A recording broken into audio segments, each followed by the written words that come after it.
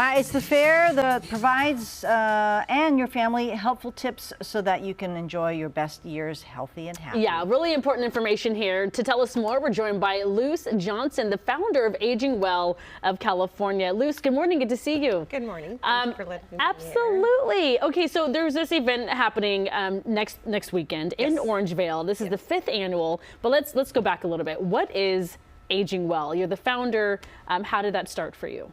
It actually started probably around 2018. I was the chaplain of the church that I attended, and with a large senior population. And 9 out of 10 calls had to do with the senior needing something. Like what? So, what did the senior need? It's some in-home care, just questions on their finances. And so when the church saw that there was this need, they asked me to do an event. And so I just kind of put something together. I had some of my resources there with, table and speakers. And that's how it started. So for the symposium happening next weekend, it's on Saturday, October 4th. What are some of the things that people can expect when they attend the symposium? You know, one thing that I tell people is because families aren't ready to become caregivers, usually you go into a situation and you don't know what you don't know. And so going to this event, you'll have all of the resources that you need. And I tell people to think about if you were to go to the doctor and your mom or dad gets a diagnosis, where do you go from there? And then so everything that you would need would either be there, and if it's not, then I'm sure we can get you the resources. That's wonderful. We do have some of the topics, if we could pop those up on screen. You just mentioned the caregiver burnout and self-care. You hear this so often. Yes. So we support a Oro Caregiver Resource Center, and that is the primary caregiver resource here in the area.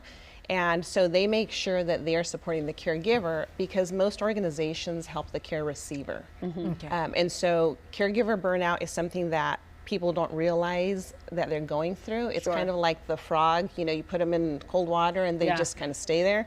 It's the same thing, is they think they can do it and they don't realize when it's too much.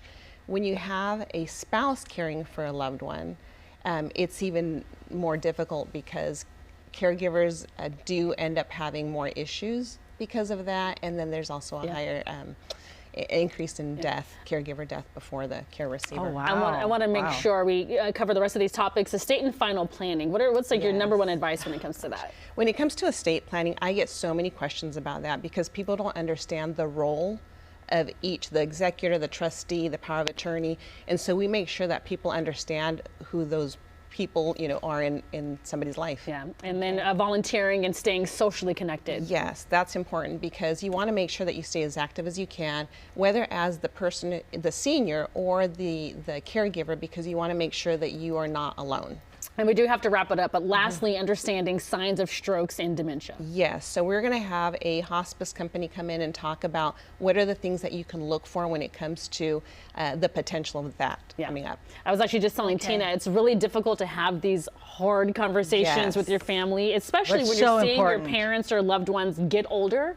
It's not an easy conversation, but absolutely necessary. And so that event is next Saturday, October 4th, 8:30 to 2 p.m., Orangevale Community Center on Hazel Avenue. Free admission. Thank you so much. Thank you. It's nice to see you. You too. I saw her like 15 years ago, she said. 15 years ago. A whole 15 years. All right. We won't wait too long to come back here. All right, we'll be right back. Thank you.